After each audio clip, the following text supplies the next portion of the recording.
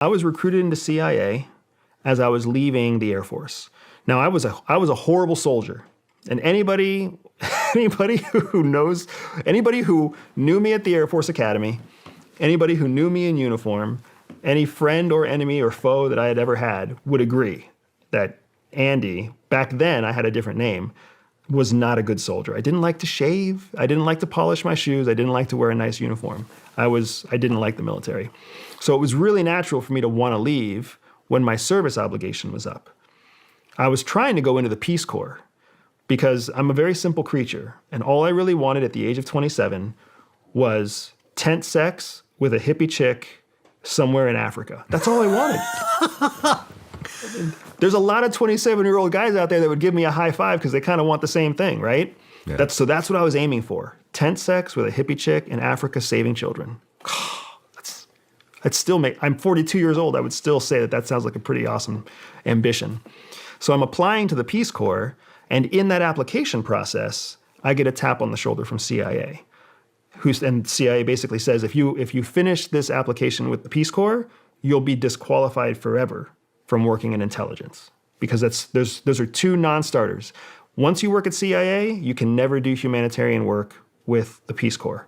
Once you work for the Peace Corps, you can never do covert work with the CIA. I did not know that. Why is that? Do you know? Because they want to protect the humanitarian elements of the United States, and they want to protect them thoroughly and completely anywhere they go. Okay. So there are certain covers that CIA will never use because they're primarily dedicated to humanitarian service, and they don't ever want humanitarians to be arrested on espionage charges.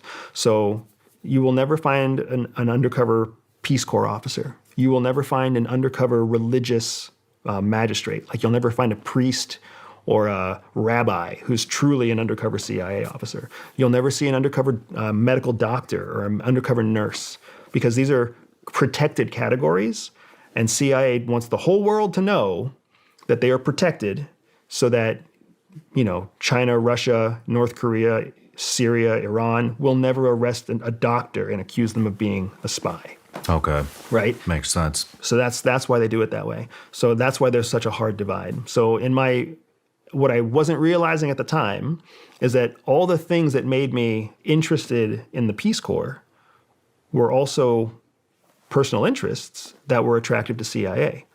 If you're going to go into the Peace Corps, you're going to be risk tolerant. CIA wants people who are risk tolerant. You want to see the world. CIA wants people who want to see the world. You're not intimidated by foreign cultures. You're not intimidated by foreign language. You're not intimidated by, long bouts of loneliness. CIA wants all of that too, right? So it's a natural recruiting ground for the agency to basically be looking at people who are interested in other career fields that closely parallel what a CIA officer would encounter.